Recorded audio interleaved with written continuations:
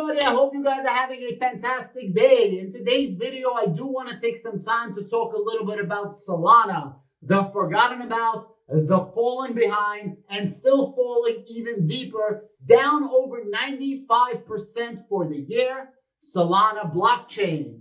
And I want to talk a little bit about Polygon, and I want to talk a little bit about Ethereum because there's some major opportunities in some other blockchains.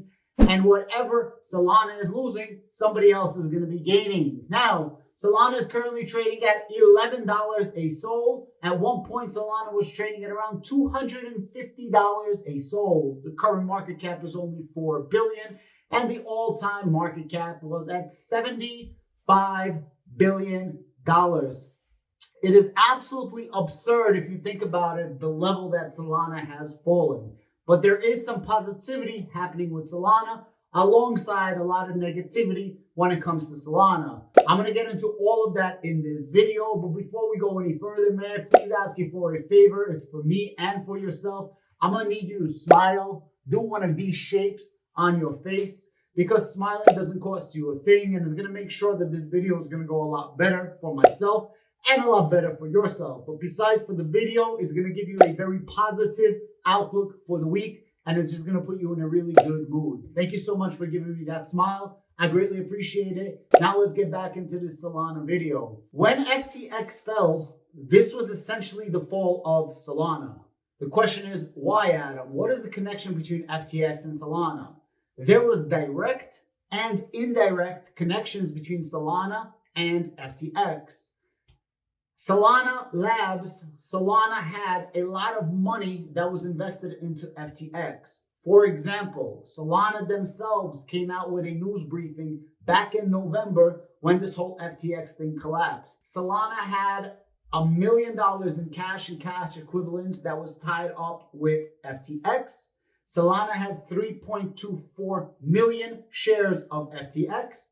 Solana had 3.43 million FTT token, and Solana had 134 million Serum tokens. Now, I'm not exactly sure the amount of how much that was in fiat money, but all of that money essentially is gone. It's like 99% gone, and they're not going to get it back. So that is the first part of the collapse of Solana. After that, Sam Bankman-Fried, every single time Solana went down, every single time the blockchain of Solana went down and it couldn't handle the throughput that they said they could, every time somebody made fun of them that they overstated their decentralization, Big Papa Sam was always there to bail them out.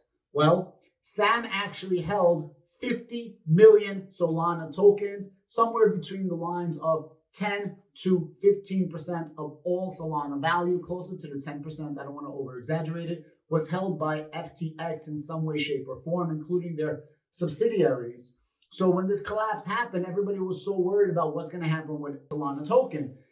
Apparently, Solana token is actually locked up right now through the bankruptcy proceedings, and this is the only thing saving Solana, in my personal opinion. So if 10% the value of Solana is held with FTX, and it's now going through bankruptcy, then it's essentially like staking Solana tokens. Now, unless the UCC, which is the creditors, decide that they want to sell the Solana for some type of value, Solana's safe. At least that 10% or so stake in the total circulating supply of Solana is safe probably for at least the next 5 years during this bankruptcy proceedings, and probably more so closer to a decade. So that's actually saving Solana.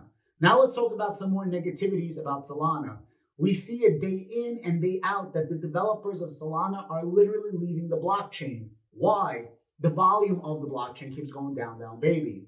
Now, Ethereum reigns supreme as the #1 NFT marketplace, period. There's no comparison. They are #1. However, it was widely acknowledged and understood that Solana was the #2 blockchain when it came to NFTs. And I understand why. As much as people make fun of Solana, as much as people like to giggle at Solana, Solana is really, really fast. Solana is really, really cheap. And Solana has really, really good marketing, hugely in part of FTX. So Solana had that meme-like push, but for all intents and purposes, as much as I hate Solana blockchain, it wasn't a meme blockchain, right? It had capabilities. So now that FTX is collapsing, or collapsed. Sam Bankman-Fried's not here to support Solana, and Solana is decaying. Literally, Solana blockchain is decaying daily.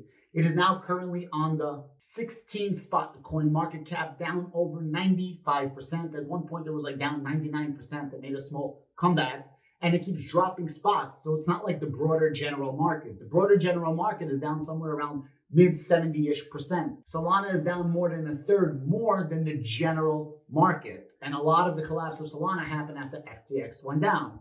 So now a lot of projects and developers are leaving the Solana blockchain.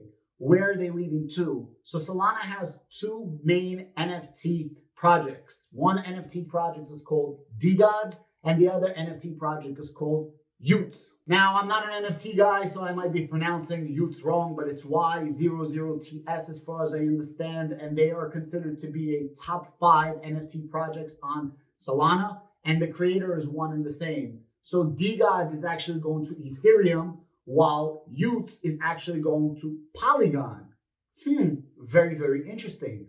Now, Ethereum is kind of having a revitalization of the blockchain after what's happening right now with all of the Ethereum 2.0. Now, Ethereum 2.0, although it's launched, the capabilities of Ethereum 2.0 are severely lacking. Other Generation 3 blockchains, Hedera, I know Hedera is a DAG, not a blockchain, but bear with me, please. Algorand, Harmony, and a bunch of other really, really good Generation 3 blockchains. There's only a handful, but there are several really, really good, fast, and smooth chains out there that can take this NFT market. Unfortunately, they're going to Polygon, and unfortunately, they're going to Ethereum. And because they're going to Ethereum, and other projects are going to Ethereum, and Ethereum has a 2.0 revitalization, as I said, I feel like Ethereum can actually make a strong comeback in price itself. Now, Ethereum is not doing too well for itself either, but Ethereum is the crypto market. So the rest of the smart contract crypto market is actually compared to Ethereum. So you know how I said the broader general market? Well, if Ethereum goes down 50%, that is now the threshold. So if you went down 50% or more, you were underperforming the market. But if you went down 50% or less, you are now overperforming the market. Ethereum itself might just be a really, really good price. Now, while the broader crypto market in total is only up around 0.5%, as you can see, Ethereum is actually up 3.42% over a 7-day period, and it's up right around where the market is, around that 0.5% for a 24-hour period. But if you look at the price, it's at $1,218. It made a really big recovery. It went all the way down to $800. So it's actually doing a lot better than a lot of other cryptos. And this is the chart for the year. As you can see, we hit a nice little low right here. We kept going down a little bit right here. We went down right around right there. And then Ethereum started recovering. And if you look at the 1-year chart, Ethereum was at $1.4 thousand. So Ethereum is severely going down. The interesting thing with Ethereum, if you look at the current volume, it's at 5 billion, 5 billion, 10 billion, 20 billion, and it keeps going up. So the volume of Ethereum actually is on point, hitting over those 10 billion. Now, it's actually funny because the volume of Ethereum all the way when it was 4,000 was actually right around the volume that it is here. So in terms of volume, in terms of usage, Ethereum is right up there. Ethereum is doing really, really good. Now, Vitalik Buterin still needs to upgrade Ethereum so that it can complete their stated 100,000 transactions in the future, their super cheap reduced gas prices, their finality, because right now, although yes, they are proof of stake and they are much better than they were as a proof of work, they're still a pretty shitty Generation 3 blockchain. Now I want to talk a little bit about Polygon that's absolutely been on a tear. Guys, before I go any further, I do need to ask you a question. Hanukkah just ended, Christmas just ended, Kwanzaa's ending, and it's about to be the new year. I need you to do one thing for me and one thing only. I need you to absolutely decimate, destroy, discombobulate, seek, and freaking dismantle that like button. Put it in a chokehold. Absolutely kill the like button. I need two things to happen. I need number one, Graham Stephan. I need number one, YouTube to give me a call and be like, yo, Adam, here's an invoice, pay for that like button because your subscribers absolutely broke that shit and nobody else can use it. And number two, I need the famous Graham Stephan to cry me a river because he loves it when his subscribers smash the like button. But if we absolutely destroy and discombobulate that like button, his subscribers will no longer be able to press the like button. And now let's get back to the regularly scheduled program. Polygon is currently on the 10th spot, and Polygon is also up 3% for the week. However, Polygon is actually up 2.2% on the news of the Y00Ts going to Polygon. Remember, Y00Ts is Polygon and Degods is going to Ethereum, and it's the same developer as far as I understand, even though I'm not an NFT guy, and his name is Frank. Currently, Polygon is trading at that 80-cent mark, and they've been on an absolute tear. If you look at the chart for the last year, they're actually not doing as bad as the broader market, right? They went from $2.88 to trading at right around 80 cents. So they actually are doing better than the general broader market. Now, Polygon's got some absolutely massive heavy hitters, and it just makes sense to go to Polygon for certain projects. They got Nike, they got Adobe, they got Starbucks, they got Meta, they got Disney. They got a shit ton of different developments. So you might ask yourself, Adam, when are these projects going to be live on Polygon? When are these projects going to be live on Ethereum? And they are going to be live on Q1 of 2023. Guys, at the end of the day, there's a whole wide range of different crypto projects to invest into. I'll be honest with you, I was under the impression that best technology always wins. Shout out to my man, Icy Mike. Icy Mike told me one time, now I'm a huge Algorand supporter. I still hold my Algorand, but I used to argue with him and says, Adam, Polygon is the shit. You know, Polygon network is the best. And I'm like, Mike, Polygon is whack. The technology is all right, but it's nothing special, right? And there's a lot of this level of decentralization. And I'm like one of those really maxi when it comes to not a specific crypto, but maxi when it comes to the crypto technologies, the footing and foundations. And he always told me, Adam, it's not always about your abilities. Sometimes it's about the ability for others to see that ability or their lack of seeing the ability that you have. And, you know, I'm learning one thing in cryptocurrency. There is a lot of hype when it comes to cryptocurrency, and best technology doesn't always win. So there are a lot of different investments that you could be making. Am I running to go buy Polygon? I'm not running to go buy Polygon. I probably won't be buying Polygon, especially at these prices, because I think they had a massive run up at spot number 10. Will I be buying Ethereum in the future? Maybe I will. You know, if the price of Ethereum drops under $1,000, it's going to start looking a lot better of an investment. Am I going to buy myself some Solana? Honestly, if the price of Solana is going to go down to like $1, $2, maybe $3, yeah, maybe I would invest in Solana. Is it a good investment? I don't think so, but I would just invest in the heck of it because you never know if it's going to have a revitalization. You never know if it's going to have this crazy project that's going to come back and be like, yo, listen, let's revitalize Solana. It does happen, right?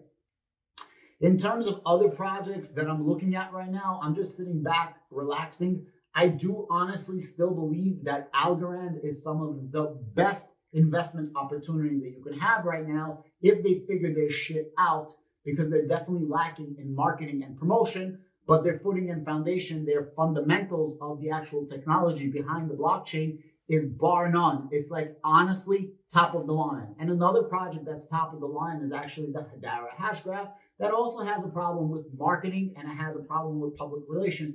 However, they get a pass for at least another year from now because they're just starting to develop. They're just starting to get their decentralized applications up. So they get a pass for now. There are other projects out right now. I am looking at Quant Network really, really hard. Quant Network is doing some really interesting things. I do have a full video about Quant Network. If you want, you can click over here where I talk about Quant Network and give you guys a little bit of an overhaul about how they work through Overledger and how they're an operating system, so on and so forth. And recently I have been doing some more ISO 222 type videos where I'm going to make some comparisons and actually go into Stellar, actually go into Ripple. And right now I actually want to do some more research for the XDC network. I don't know too much about it yet. I'm still doing my research, but it seems like XDC is the best world between payment processing, the niche of payment processing, where whether it's peer-to-peer or institutions to institutions, and they're trying to do a robust DeFi system with a lot of dApps and things like that through their smart contracts. I don't know much about it. I'm still definitely doing my research. I think Harmony is also a pretty good blockchain. I did a few videos about Harmony before. If you guys want to watch a video about Harmony, you could click on this right now. They have pretty good finality. They have pretty good speeds. They have a really good all-star rockstar team. Cardano is a okay investment. The problem with Cardano is their technology really is lacking. It's not their fault. When the time they built out Cardano to become a Generation 3 blockchain, that's the technology that they had. And they're struggling and falling behind other Generation 3 blockchain technologies to actually make themselves better. However, you can't count out Charles Hoskinson because Charles Hoskinson always has a plan of attack to keep upgrading Cardano. If I'm not mistaken, Cardano has like 5 different parts to the Cardano ecosystem or to the upgrades of Cardano. If I'm not mistaken, right now they're in part number 4, and this is the scalability, and part 5 is going to be governance, but you can't have governance without the scalability. It's a very, very interesting way of doing the blockchain and the technology, and I really do appreciate it. In the future, I will be making some more videos. I want to make a video about, as I said, XDC, and I want to make a video about IOTA. If you guys have any other crypto projects that you guys want me to look at, definitely let me know. Oh, and BNB. If Binance survives this entire thing at the end of the day, I think BNB can be an absolute monster in the future. Not because of their technicals, not because of their footing foundations. Although they're a decent blockchain, they're built on the Cosmos blockchain, and where you can build a blockchain as easy as you can build a smart contract on other blockchains. And Cosmos can do up to 10,000 transactions per second. They're not bad. They're a decent blockchain. However, BNB is a good investment because if BNB doesn't go under and BNB comes out of this ahead, BNB's utility and BNB's quantity of buying and just quantity in general is going to keep going up, up, up. And they already do more volume at the number 1 spot as an exchange as the next 10 exchanges after them. And their number 1 competitor, the only one that was actually making a dent in their armor, was Sam Bankman-Fried and FTX. And well, bye-bye, baby. He's gone. So, yeah. If you do want to see another video, please click on one of these videos right here. I definitely appreciate you. Please make sure to give me the likes, shares, and subscribe, and I'll see you guys later.